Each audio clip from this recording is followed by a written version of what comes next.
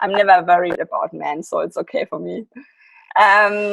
So let's start this over. I'm really proud to have you here in my kind of live podcast forever, because I followed you for such a long time, and I was thinking that sometimes we need a preacher from another country here in Germany, because people are very avoiding to change into electric mobility. We are having so much fake news around us here. But first, I would like to ask yourself to have an introduction to the audience, please. Okay, so very quickly, I think I have a background in public administration. I did large internet projects for 25 years. But 13 years ago, I thought, I want to do something meaningful with my life. So I took a sabbatical in order to find out what it was, because I didn't know. And I found that solar, wind, batteries, and therefore electric vehicles, all were changing very predictably and basically very fast, even though you don't see it at the beginning. But if you use a logarithmic scale and graph it out, it's basically a straight line from 13 years ago till now, more or less. And I thought, this is super interesting, and I should accelerate this very good change. So that's what I'm doing, and I was employed by, for example, a grid operator for a while, who paid me to be a strategy consultant for electric vehicles, what will happen to our grid when they come online, etc. But now for about 6 years or so, I work at the Technical University of Eindhoven, where I'm a researcher.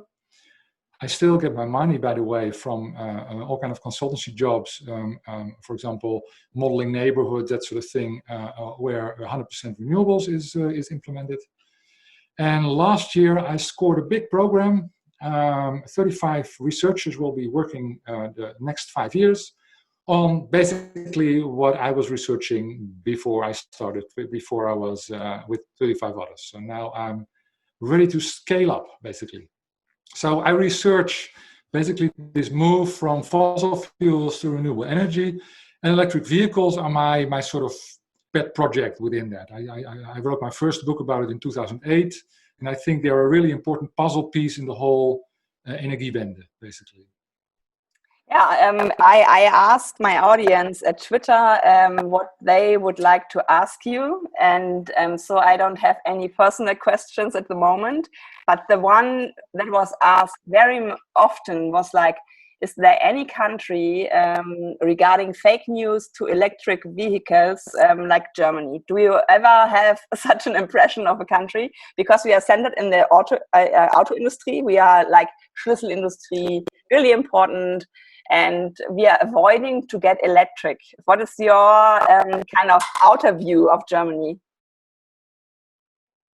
I think it's true.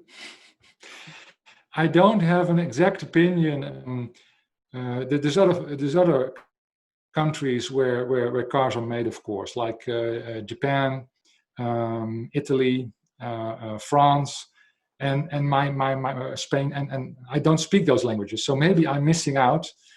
But I do get the impression that there's a lot of people who really love their rich history, which is very remarkable in terms of combustion engines, and they are not happy that people tell them that combustion engines have to go. So they find out that they write all kind of, well, I think not very well researched stuff to prove that the diesel engine is here to stay, but it's not. Yeah, it was 10 years ago when Chancellor Merkel and the auto industry in Germany were saying there will be 1 million electric cars driving in 2020, which is now. And I think we missed this game. But for me, it's always the question, how did that come? How did we pass by all the time and don't have the rush to enter in a kind of transformation? Do you have any opinions about this? Yes, if you study innovation science, and that's the department I'm working with most at the moment at the university, you see that most of those really big paradigm-changing events in industry are simply not embraced by what we call the incumbents. So it's always, the big players who basically are the last to embrace the change. So in a way, it's harder in Germany. When it happens, it's either you guys go bust, and I really hope that doesn't happen. The car industry just goes bust because they thought they could sort of, slow walk this transition forever, and the rest of the world moved on. Or what you also see, fortunately, is that in the end they get with the program, and then you get a couple of years which are really hard, but then you pick up what you're good at. Fortunately, with electric vehicles, building a car is about much more than the drivetrain. And Germans are really good at making cars, and that means not only the combustion engine. So the rest is actually harder, getting your doors to fit well, that sort of stuff. And so I hope that we will see the ID3, for example, the ID4 really picking up pace. I really hope so. Yeah, for me, Herbert Diess of Volkswagen is someone I really like to follow, and I really like to listen what he's doing. And he's, I think, a bit trapped in the car industry as a really like open-minded person, really like going forward and have innovation in his mind. But there's really like BMW, which is now starting maybe an electric business. For me, it's really sometimes, as I am in the middle of everywhere and I'm always between everyone and just want to have climate-friendly mobility, people are also bashing me for talking with this kind of industry because they say, which is true, we need to cut down the pieces of cars. We are running to 50 million cars in Germany, which is really a horrific. Yes, and they get bigger all the time. Yeah. So what I want to say is that it's not getting smaller and electric and shared in urban areas. It's more like having an SUV, a really huge car. Even here in Vienna, where I am right now, the cars are so huge and used in urban areas. So for me, it's not just like changing the industry, it's also changing the mind of mobility. What is your opinion about how can we do this? Absolutely. I just want to make very clear that although I'm a big fan of electric vehicles because they really reduce CO2 emissions by a lot, and I think when you produce them renewably and then drive them renewably, you can reduce emissions by a factor more than 10. But so you can solve that part of the problem. But particulate emissions you also get from tire wear, for example. So big cars also means unhealthy cities. Of course, big cars also mean that you can be hit by big cars. For that reason, unhealthy cities means lots of noise, which means unhealthy cities, which means less room for your children to play. So it's very interesting to see that after World War II, I think, everybody was so enamored by basically the American way of life, and the Americans were so enamored by big cars that making a city car-centric was really seen as the way to go. For example, also in Amsterdam, they had big plans to let all the canals be replaced by big highways. That was the future. Fortunately, we're now sort of reversing course, but it's going very slowly. My hope is, and I don't know if that will happen very soon, but I think it might, and I think it will be very nice, that we get self-driving cars. And once that happens, it's very easy to be picked up by a car. And basically every car is then a taxi automatically if cars are self-driving. And then, the whole paradigm of car sharing becomes a very, very different thing. It's just like, Spotify would have never happened without mobile phones. And I think car sharing will have a hard time really quickly expanding without self-driving cars, but I think that will happen, at least to some extent. And then if you basically choose a vehicle for your trip, then on most trips, one person small vehicle will be more than enough. So the fleet of shared vehicles will largely be small vehicles. I really think that's the future. And then we can finally take back our cities. And one of the most interesting things I'm finding out recently is that the car people, the mobility people, and the, say, urban designers, they hardly talk to each other in the past. It was like, okay, we get car streets, and then you do the rest or something. And now there's much more people sort of wanting to reimagine the city from scratch at the beginning. And then you see that most people have a very sort of dual nature. They want a big car when they drive, but they absolutely don't want a big car when they live in a neighborhood. So it's basically every one of us has basically multiple faces. We like cars when we step outside and we want to drive somewhere, and it's sort of a default mindset also for many people. But then if you take them, for example, if you show them what their street could look like or something without cars, it's like, wow, that sounds nice. That would be a nice place to live. So I think we are sort of finding out that cars and cities don't match. And we're very slowly finding that out. And we're still sort of having to let go of this ideal of big cars. And, you know, you're happy when you have sort of a car like preferably a flying car and a big one.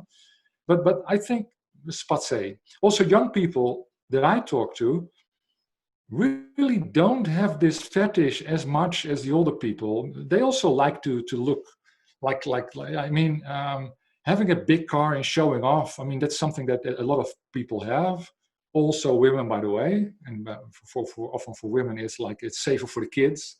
They drive a tank because it's safer for the kids or something, which is, of course, so horrible if you just zoom out a little bit and think, is this making the city safer? Is this making your kids safer if everybody does it the way you do it now, right? Of course it doesn't. But I think we're moving on. I really hope so. So is it about? I really hope that we don't just replace the combustion engine with an electric engine. That will only be step one. It's a very important step. It's only step one. But what do you think? You agree, don't you?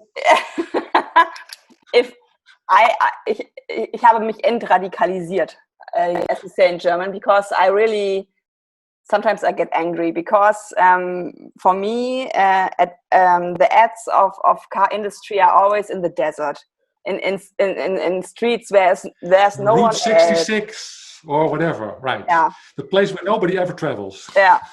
And if they make pictures, they sometimes maybe they know it or they don't know it. They park the cars of kind of a bicycle lane, and it's always this. I was like tweeting some days ago. Why don't we just have like Rauchverbot? Also, we go with the ads of cars because they are imagining a kind of product which doesn't exist, which is not there anymore because the streets are full. And when we say weapons are forbidden because they're so dangerous, etc., shouldn't we be thinking about making cars smaller and safer? I mean, I'm on record as I love Tesla. Everybody knows I love Tesla because they are guiding us along the way to electric vehicles. I really like that. But the Cybertruck, I mean, which idiot comes up with a car which one of the big selling points is if you run a sledgehammer against it, it doesn't break. I mean, just imagine it's your head and not a sledgehammer bouncing up against that thing. It's a really deadly, and all the edges, etc. I mean, which idiot thinks it's okay to drive such a thing into a city? So there's I think, a very strange disconnect here as to what we allow in terms of people having basically very dangerous, very large, very also dangerous to the planet, of course.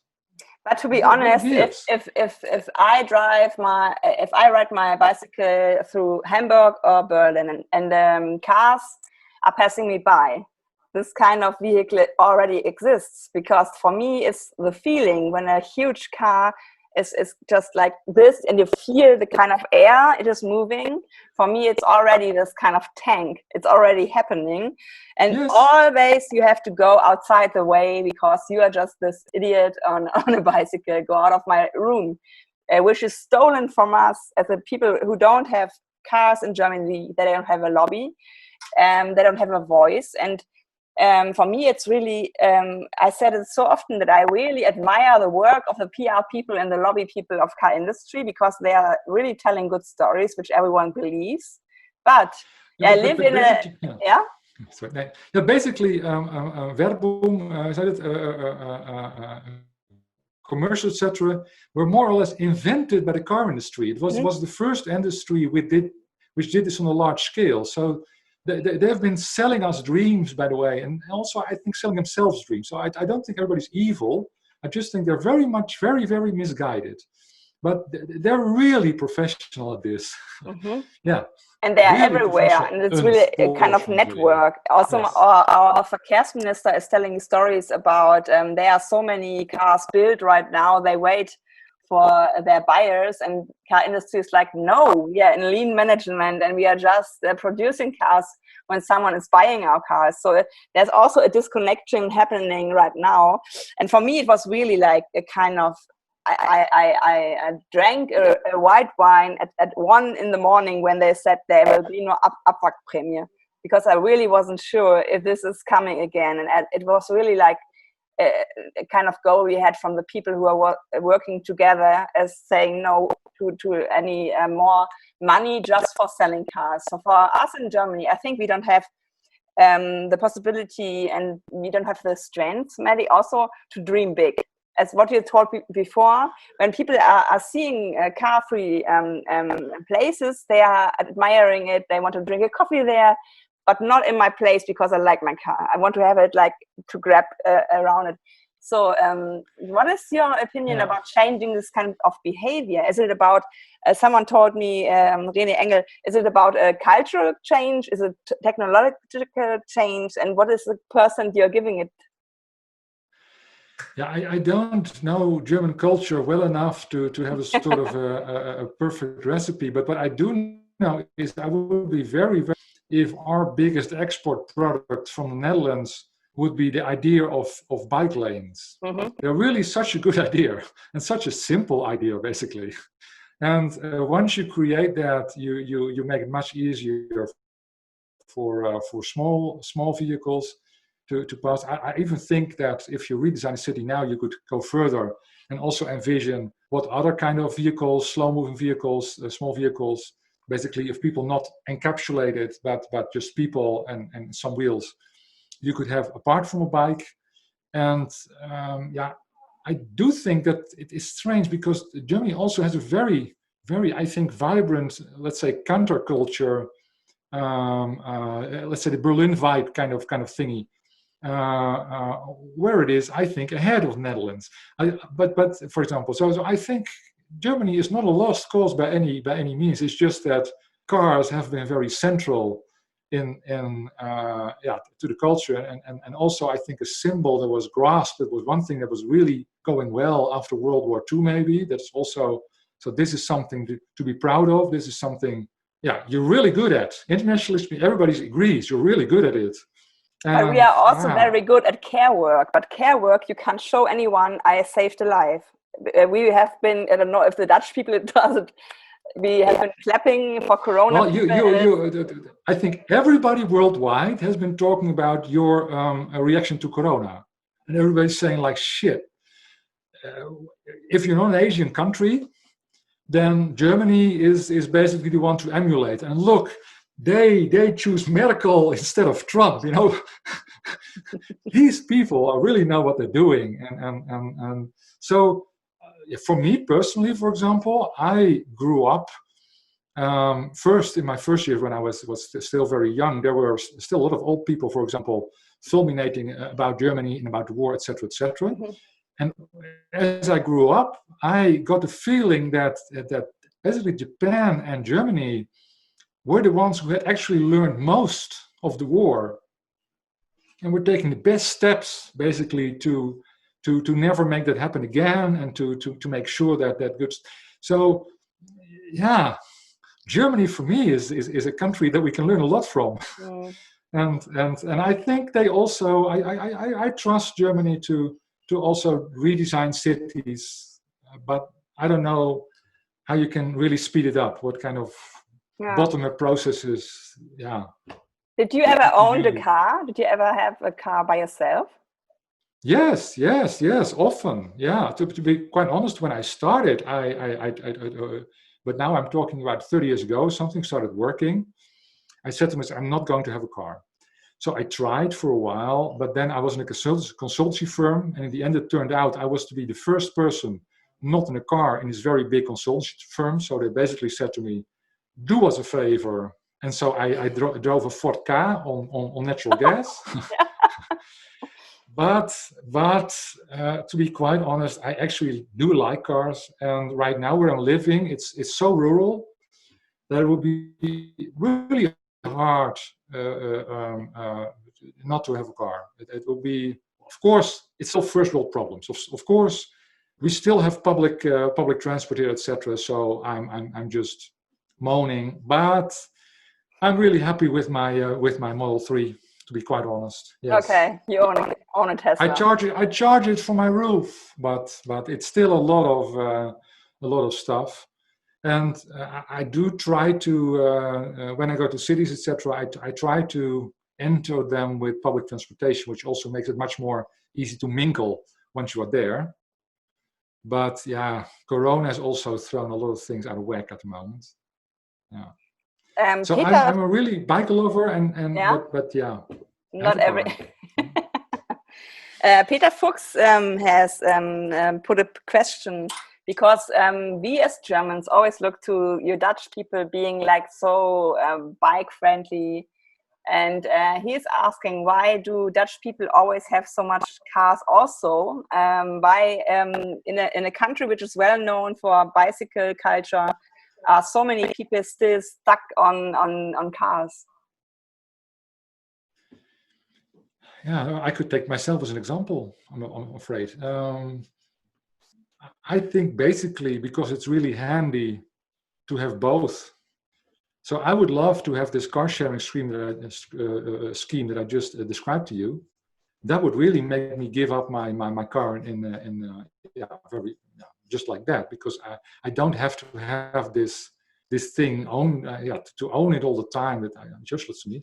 But there are a lot of trips that are easier to make by car than make by public transit or bike. I mean, seriously, I have a lot of appointments, and I often look how fast will it get me there with public transit. And if I then take the fact that I have to be there at a certain time, so I don't have to look at how long it takes with public transit, just from the time you step into the train to the time you get out of it, but I really have to look door to door.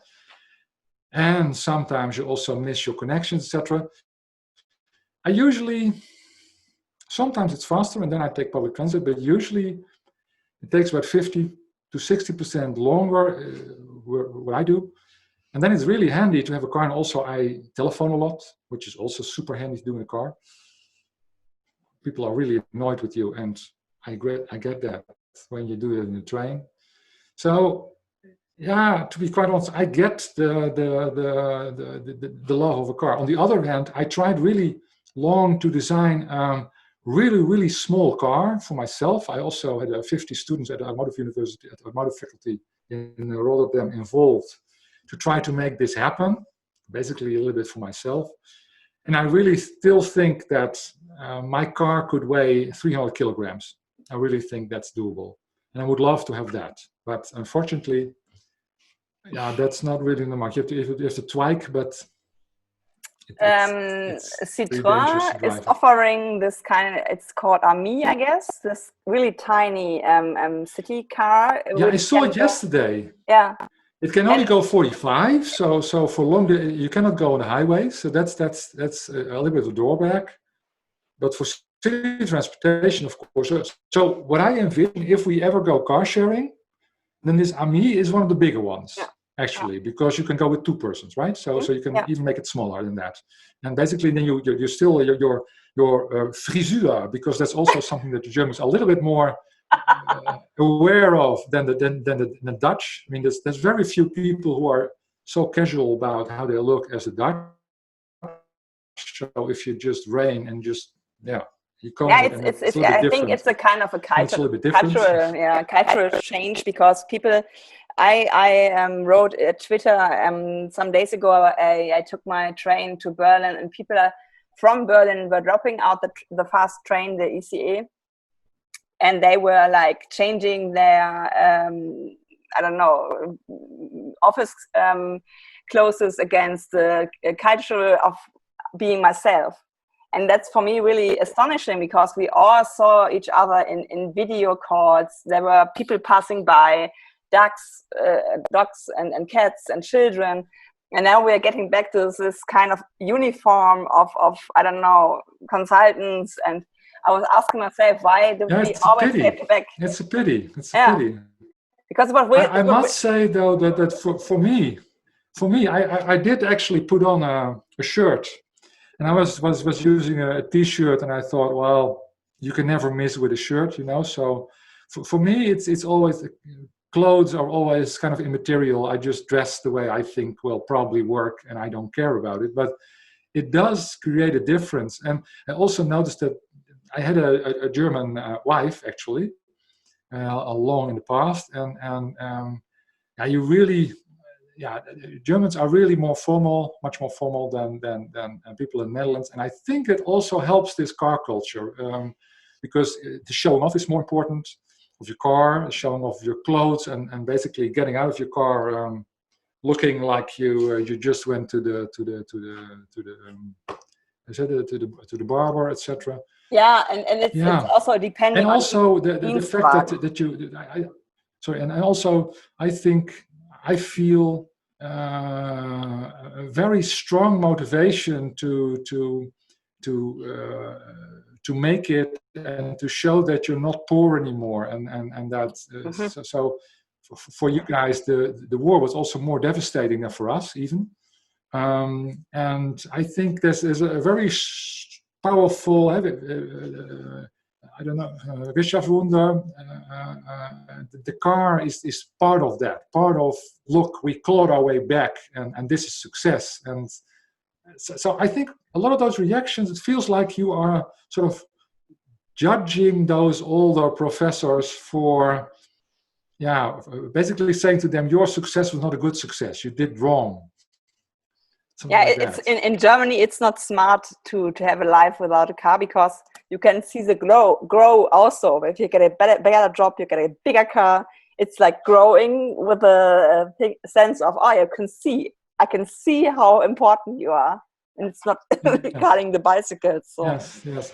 I just hope that we grow over it. I think younger people in the Netherlands have this much less. They have it to a certain degree, but much less. And there's so many. When I was young, getting your car license was really the first thing you did when you were 18. It's really sort of a rite of passage, and as soon and your parents made sure that if you didn't smoke or whatever, you got money to get your license quickly, and then you had your car license. And for example, my nephews, the one is, I'm going to do it very soon. He's 20 now or something. Yeah, I'm getting around to it. And the other one is like, once, but why bother? So I don't know, better. People ask me something. That's wrong. That's wrong, by the way. The other one has his driving license. It took a while. So I will disappoint my audience if I don't ask questions about, can you compare a combustion engine to an electric engine? Because today, again, a study mentioned that electric cars in Germany will take over like 10 years to be successul. So if you can keep it simple, how will you compare these two systems? Yeah, will you send the link so I can squash it again? But basically it's super simple. A combustion engine is a wonder of engineering, with all those explosions, thousands of them in a minute, and it still works. But on average, so not the maximum efficiency, but the average efficiency is far below 25%. So basically throw away 75% of the energy you put in there. And with an electric vehicle, electric engine, first of all, of course, it's much smoother because it's magnetic fields. So it basically lasts forever, which is nice. And you don't have to fill it with oil, that sort of stuff. It's simply a very nice, easy-going way of making propulsion. And it wastes, worst case 10% or something instead of 75%. So starting with that, you basically already lost the race. Then, of course, you still have to put it in a battery, etc., and you have to create that battery. And yes, it causes CO2 to make that battery, and that's the klimarucksack that everybody's always talking about. But that backpack is getting smaller by the year. It's really there were two much maligned studies, and the second one, after two years later, basically admitted that they were more than 2 times too high. So things move very, very quickly. And this backpack is really not that big. It's a backpack for maybe 30,000 kilometers or something, and then you're rid of the backpack. So if you forget that, it's basically 2 motors. One motor is 4 times as efficient as the other one. And of course, even if you feed the electric engine with electricity from a mixed grid, so if you take pure coal, which you can buy nowhere, then we come actually pretty close. But if you take the normal mix at the moment, for example, in Germany, combined with 4 times as efficient engine, it's still no contest in terms of CO2 emissions. Does that make sense? For me, of course, it doesn't make sense, because for me, it's so much about fake news that is sometimes so unbelievable what people are writing, what people are telling as so-called experts. And for me, I have been at a PTO business, and they were making this huge Excel tabella regarding combusting engine in buses and electric engines. And there was really one guy, a controller. He's not in love with technique or anything, but he explained me that this is a kind of life circle, and it's, in this one of buses, it will always be diesel. And this bus maybe can have, like, after 5 years, another engine, another electric engine, which is even getting better. And there are no moving parts. There are not so much times to go somewhere and have a repair. And so he was really, as a controller, he was explaining to me why electric business in a car and also in the PTO business will be the better one. Regarding also that this kind of fuel prices are always so depending on big oil, and you never know what kind of reaction this will have. But are you also... That's also one thing that people often forget, that you, with electric vehicles, so risks, uncertainties cost money in a company. A company has to either ensure, or also operationally often has to have extra people, etc., extra vehicles, for example, to unplanned maintenance is very expensive.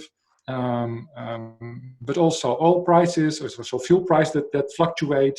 Sort of, you have to make sure that your bottom line is not impacted too much when it happens. So, yeah, I met a lot of controllers too who said, sort of, it's much more relaxing basically to work with electric vehicles. They're very predictable. Mm-hmm. Electricity is basically such a small part of your overall expenses that even if that fluctuates, which it doesn't really, then it's still okay. Maintenance is no problem. They can last long. The most important thing people should, by the way, remember is that with electric vehicles, the battery is of course the linchpin. The battery is what it's all about. The motor is 4 times better in every respect. It's really no contest. But the battery used to be the problem. I have this graph where I say 1900. If you wanted to take a Tesla battery, it would be 10,000 kilos, an elephant. And right now it's like 300 kilos or something. So that's a really big difference. But it's still going very, very, very fast. So 5 years from now, batteries will last, I think, at least 3 times longer than they last now. They will be, I would say, another 40% lighter, which basically puts them on weight parity if you take in the lighter drivetrain. As combustion cars, and they will be in the showroom have more or less the same price. So it's a moving target, and unfortunately for the diesel and gasoline producers, they are also moving, but very slowly. So they will probably improve another 30% or something in the next 25 years. They really try. By that time, the increases in electric vehicles and batteries will be uncomparable. Will be like 10 times better instead of 30% better. Yeah, that's what we are always telling the people, saubere Verbrenner, which never will come true because they like can't. Clean coal, you know? Clean coal, yeah. But there was another question, and it's really like linked to this kind of situation, because people are afraid that when people driving really good vehicles regarding climate relevance and so on, are you afraid of rebound effects, that they will drive more and they will buy a car saying, oh, I'm so yeah, I don't know, ethical, and also like this kind of, but what we have is like rebound effects on every kind of going better. The money is spent somewhere, and so what is your way of looking about or upon rebound effects regarding car driving and also buying cars? I have tried to find rebound effects in mobility, and I think they're simply not that big. But there is, I think, probably some rebound effect. But I'm not an absolute expert. Although I must say that all the papers I've read about rebound experts about rebound effects were also not written by experts, but just by people postulating this could be a problem, and let's just freak out even though we don't know. So I'm not very impressed about the rebound effect, partly because people actually don't drive that differently for green reasons. We'd like that, we talk about that a lot, but actually I would say the amount of kilometers that has shifted because people say, oh, I'm green now. Now people drive exactly the same like I did. The only thing is it's cheaper to drive an electric vehicle, which could give people the feeling like, hey, if I drive more, it's not that expensive. So actually I'm more afraid of the rebound effect because people find out it's not very expensive to drive another kilometer than that. I think the amount of people who think so green that they shouldn't drive is unfortunately not very big. Maybe it is when they discuss it, but not in practice. But yeah, actually we did a study where we said if this car sharing thing becomes a thing, there's a lot of studies into that, and then we really think that maybe, like you see with Uber basically mainly takes over public transport at the moment, which is of course, yeah, environmentally speaking, not really a step forward. They also take over part of the private car traffic, which is nice, but it's largely public transit that take over. And I think when this beautiful scheme that I just made up, that people are going to drive, are going to share self-driving cars, then we will also have a strong rebound effect there, I'm afraid. Fortunately, if we really pull it through, if we really do it the right way, it will be in very, very small, environmentally friendly and also neighborhood friendly vehicles. But yeah, so the big thing is, I think, to have to make the people who design cities and the people who are in charge of mobility, to have them sit together and also make a very strong statement towards the car industry. Actually, in Holland, I was really surprised at how combative and ready to go to bat the people were who were in charge of designing the urban landscape. They really know what they want. They really are exactly on the same page as you and me. So we have to unleash them a little bit more, I think.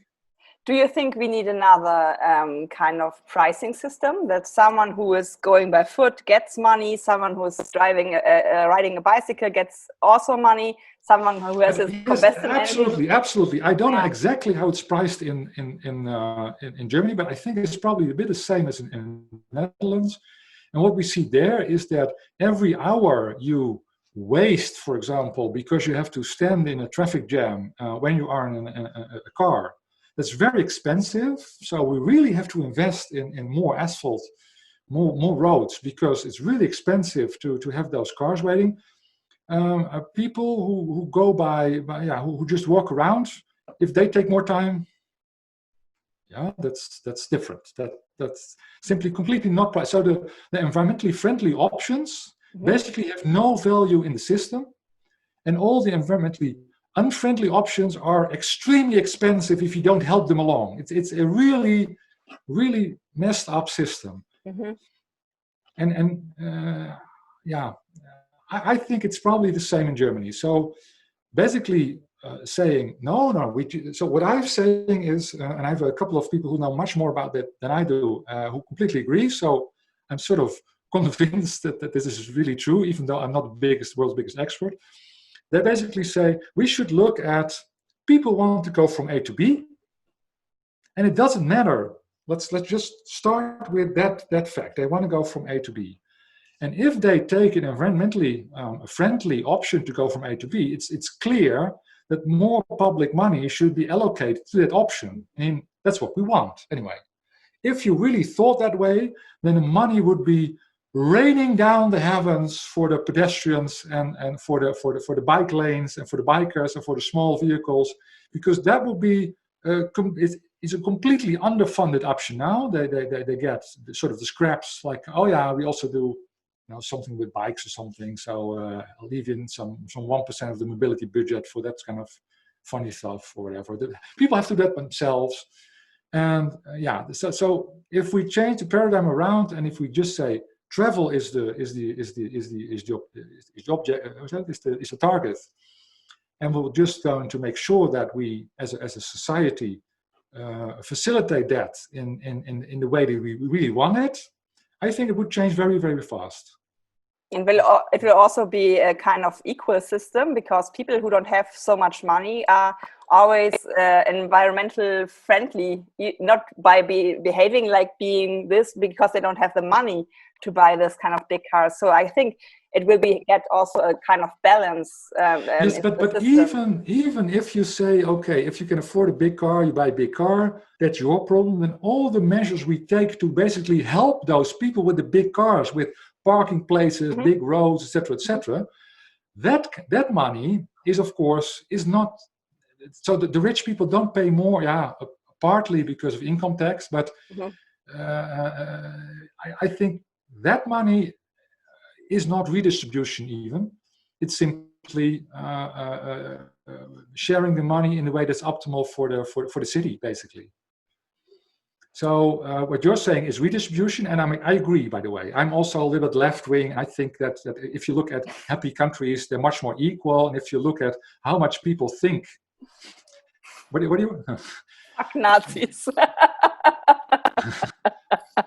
It's just in Germany, it's really a dangerous moment at the moment, because the pop-up bike lanes in Berlin have to be downbuilt, I don't know the word, abgebaut, because our right-wing party has said that Berlin isn't deadly enough for Berlin to have pop-up bike lanes. There were 15 people killed already riding a bicycle in Berlin. And for me, it's also like a kind of political behavior to change mobility. And I was, I have some shit storms always, and people are telling me, be less feminist, be less political. And I was like, how can I change something without being political, without being... I have this problem all the time. I'm following a lot of American news, and it's so hard to not talk about democracy fading away and I cannot think of polite words, but people who are doing the wrong things. It's very hard. But also China, China, by the way, it really worries me how the whole society there. Anyway, for me, but I never get extra followers when I go on about that. No, for me also. By the way, that's one of the things that also really, I think, is really horrible. The way we treat animals, I think it's so completely not okay that it's really hard for me to shut up about it. But I never get any extra followers on Twitter for going on about it. So that's our fault, I think. Maybe we won't see the change, but we are like, I always say, maybe we are the suffragettes, which is like Frauenwahlrecht in Germany, and they will walk online afterwards. I don't know. There are two questions left. Someone told. One thing I just want to say. Okay. We should never, ever underestimate how powerful our voices are. Okay. We should never underestimate how many people who basically don't want to hear it from us still are influenced. The conversation is still influenced because you wear the T-shirt and because I fulminate against animal slaughter, etc., etc. People should never. I mean, Margaret Mead said it very beautifully when she said, "People ask me. I'm paraphrasing now, but people ask me, do you really think a few good people can change the world?" And she says, "I don't know what else ever did." And it's really true. It's really true. You're making a difference right now. I'm 100% sure of it. It's just that you don't notice it very often. Yeah, it's always like I think it's really like a kind of human behavior that you always remember the bad times better than the good times. But I really I'm into this kind of life balance. I don't want to have a work-life balance anymore for 2 years now, not 1.5 years. And for me, it was really I said the same things like 15 years now. But then I changed into Katja Deal, into She Drives Mobility, and then it was like getting really personal. But I found people who are thinking the same way. As I left the corporate world, I was like, oh, this candy world here, so many people thinking the same. But it's also when you change this, and people who are doing this kind of hate, they know that there's something wrong, that the system is wrong, but they are privileged by it. And so it feels like they are losing something, and we are not able to give so good because we're not in Zen Buddhism. And for me, it's really, people are telling me, Katja, if you are wrong, you don't have anything like hate. It would be so annoying to anyone. Everyone could go and leave Katja behind. But if people are reacting to your story and people are reacting to your kind of view and that you are changing. Today, I talked about Spielplätze. And I was like, yeah, we're doing our children in this kind of cages that can play in the city, and they are saved from cars. And people are like, oh, fuck, Katja, you again. I ever thought the Spielplätze will be such nice places in cities, and now you change my point of view. It's a horror for me that people understand that the system is so bad because we are always doing this for the car. The car is a kind of that shouldn't be changed, and so we put our children in this kind of cages, and people are like, I never thought about it, and then now I'm looking about Spielplätze, and it's for me it's really horror. And I was like, but what I want, I of course agree with you, but I also would like to stress what I understood from what you just said. I don't know if I picked up the vibe right. Is that if you tell this from a more balanced perspective, so if you don't get angry about it, but basically just get compassionate about it, people are much more willing to hear it from you, because you're not attacking them. You're basically just saying why, you're more and especially if you talk about children and you really care about them. Very, very few people attack me for caring. That's still a sort of a no-go area, fortunately. So I think, we can make a lot of difference if we keep it positive, or at least if we keep it, if we are passionate, but also show empathy and maybe cool off a little bit when we're angry and just, because very few people actually are out to do evil. Some are sometimes, some part of the time because it gives them a kick or something, but most people most of the time I think are misguided.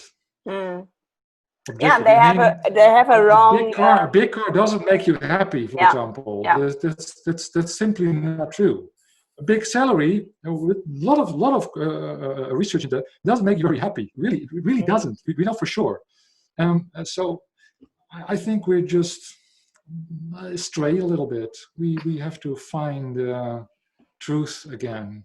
Yeah, and for me, it's really, that's what I like really about Twitter, to find people who are not like a strong voice, but who are guiding and who are really listening, and who are also able to have, okay, asking questions and seeing the picture behind it. Because for me, it's like we are not allowed to dream. It's like we are not able to dream. And I always say, I will dream as big as I can, because I think I get 50% if I'm good. So I will paint this really big picture. And as you said, it's like looking through children's eyes. And I don't have children. I'm asked at the moment, how old are your children? I was like, I don't have you're always talking about children. I can take I can take care of children, also not having them. And that's really, for me, I found this kind of narrative to have like not car-free cities, but children-friendly cities. And everyone is like, what do you mean? Do you know, I have this, I was on a school for problem children when I was younger. I didn't always have it that easy.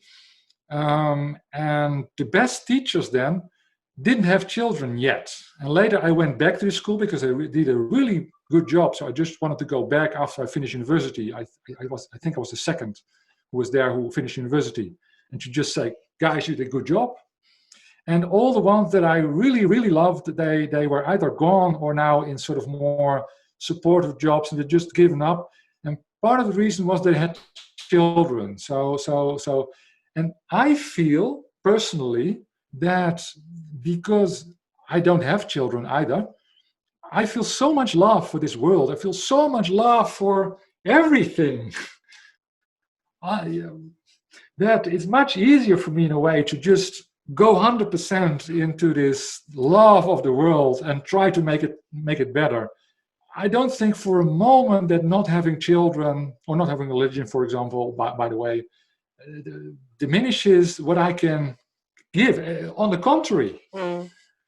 But it's a mindset, and a lot of young people have this mindset, by the way. A lot of them, really. I really think people as young as when I was 14, I didn't have a clue as to the wider world and what I would achieve and all that sort of stuff. When I went to university, I still didn't have any idea, basically. And now I talk to people 40 years old. When I tell to them, sometimes you have to find your path, etc., all this sort of talk that I had with myself when I was 27, I say, yes.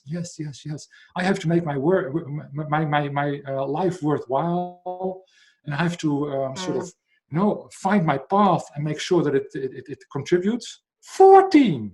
I'm like, my God, go play outside, But if I have them as students, it's really nice. It's really nice. They're so much more aware of the whole system than youngsters in my time. I really feel that. Yeah. But there's hope. Yeah, of course. It's always also my kind of I don't know, anecdote, but I say sometimes I really love to leave this all behind, because it's so much work, and I'm there for like 20 years, and I have the feeling nothing is changing. But to be honest to myself, it's my Berufung. It's my intrinsic. Yeah. I have to change it. It's so. I don't feel like I'm as huge as Greta Thunberg. But when she talked about, I'm talking about logical facts, and you are so emotional with me, and I'm always thinking she's so right, because she's never doing anything like a narrative. She's always on facts. But these facts are doing a kind of emotionalizing with the people who are doing this life behavior, and also thinking it's not so good for anybody else, but I like it. And so for me, it's always finding bildet Banden in Deutsch, also finding people who are on the same way, who are also have a lack of conspiracy, this kind of Aluhut at the moment in Germany. And I think we need to be really strong, because media is part of the problem. Media is telling people there are 30,000 people in Berlin, and they're doing this kind of anti-corona. And before corona, there were like 1 million people on the streets for Fridays for Future. which was not that important for media, and also Black Lives Matters wasn't important. Yeah, media is a big. They say media, if it bleeds, it leads. So anything, if two people are stabbed, that's bigger news than when 500,000 people march for a good cause or something. When 100 people are lifted out of poverty, that's somehow not as interesting as one person who falls from grace or something. We really, I have this saying that I really like. They say it's Zen Buddhist, but I'm not sure. That the growing of the forest is less remarkable than the falling of the tree. And I really think this forest is so remarkable, and these falling trees are so boring. And I have the feeling that maybe it's just my little world, my little bubble sort of solidifying, that I find more and more people who say, of course you're right. Of course the media is sort of this, the painting a much more disturbing picture than reality. But of course, most things are improving, not climate-wise, but in terms of, for example, poverty, we are improving, fortunately. Cities are becoming safer, fortunately. So there was this book. Let's make the good things better. That's basically my motto. There was this book, The Good News. It is a German book, and it's just erasing that there's no poverty, but it's not about us as Germans. We don't feel that we are arising because we are not connected to the people who are not dying from cholera. I don't know. And I was there, and the guy was reading about his book, and it's so true that everything is getting better, but we are so on this kind of top of an iceberg, and we are like, we want more, and it's not about getting more, but people are better educated. Give the German people some credit. I was so incredibly proud when Merkel said, "Wir schaffen das." And of course, reality is always a bitch, but still, it was such a strong statement, like, no, we're going to do this. And of course, Germany is 0.1, and Holland is 0.1% best off people in the world. And of course, I know, but still, imagine this happening 50 years ago. No way. Fuck them. End of story. And so, for me, Angela Merkel is also really, I think she's a bit of having a good mood because she knows she won't be re-elected. She will stop after this. And she had this kind of Autogipfel, and she just gave the people 1 hour of video chat. And before the video chat even started, she was saying there will be no more Kaufprämie anymore. And it was, for me, it was like, I'm not connected to her in any kind of topic, but in Wir schaffen das, and in this kind of topic, I'm totally proud. And also in Corona. I'm not saying, by the way, that and I'm the world's biggest Merkel fan, but because what she did with Corona, what she did with Syria, I think was remarkable and really good. And the way she handles Trump is also really good. But a lot of I'm not a typical CDU voter, let's put it that way. But I think the Germans should give themselves some credit now and then, even though the cars are getting bigger and bigger, and that's not good. But it's so funny. Pat yourself on the back a little bit. I think it's so funny. The people, because I really talked with many people about my kind of denying to be a activist, my kind of denying to being radical, and I really in talking to people, what do you think? What is an activist? What do you think is radical? Because I always thought people who are climate activists, they are climbing on, I don't know, trees. They are doing something to save whales. But for me, it's really embracing someone's words. Why he was saying to me, okay, radical for me, it's like you're changing so much. You want to change so much regarding the status quo. And activist is also like activating people to think. And I was like, okay, if you tell me this, I can embrace maybe to be an activist. You are absolutely a radical activist. You're just not negative. This, Martin Luther King. Is anybody saying Martin Luther King was not a radical activist? Of course he was. Nelson Mandela not a radical activist? Of course he was. Jesus Christ, I don't think he existed, but still radical activist. Just not very negative. So just try, and I think, I also see myself as pretty. Well, I know that, for example, being vegan, and for example, saying in my little world that electric vehicles are absolutely the future, and in 2030, very, very few combustion engine will be sold, etc., is considered pretty radical. And that you try to take your scientific world work and translate it into terms for as many people as possible to hear is often seen as very activist. But yeah, that's nice. Yeah. We can talk for hours, but I don't want to stress your time. It's really nice because I really have a feeling on Twitter, because I met two ladies from Twitter this day, and it was always like this connection. It's so virtual, but I think at Twitter you get to know people who are in the same mindset, also if they are on different topics. I have two questions left. Someone of the followers told me he has a bet with a friend that at the end of 2025, there will 50% of new car sales will be electric vehicles. Is it possible or totally? Sorry, how many percent? 50%. 50%. Yeah, could be.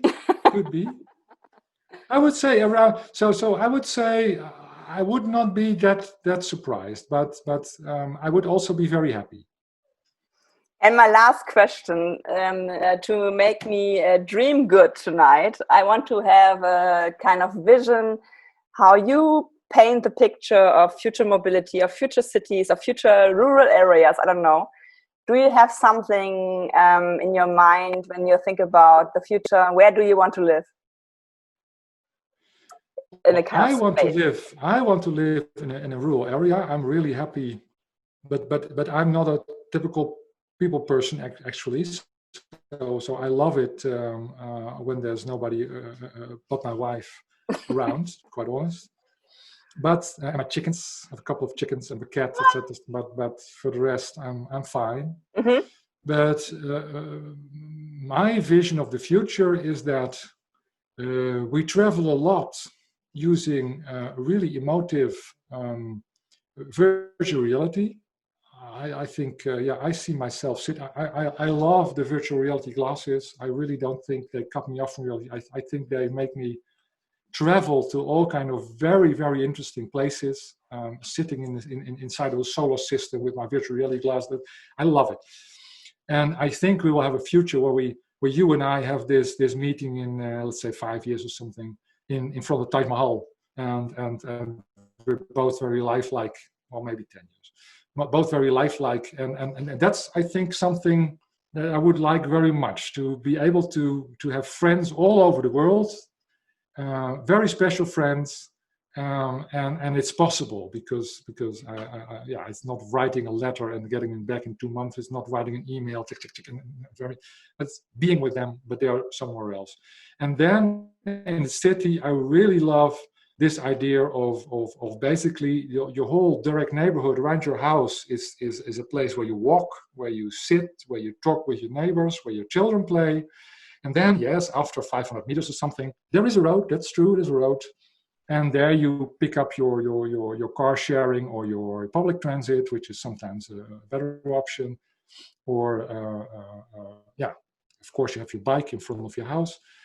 And then with car sharing, I think, and public transit together, there will be still some cars, but not very many, and it will be very expensive and very hard and very slow to now and then get them in front of your door. And I think people underestimate how wonderful cities would be if we somehow make them non-car centric. I really think people underestimate how luxurious and how wonderful it is to live in a city close together without the stress, without the danger, without the pollution, sound, etc. of these 2,000 kilo steel boxes that somehow got out of hand.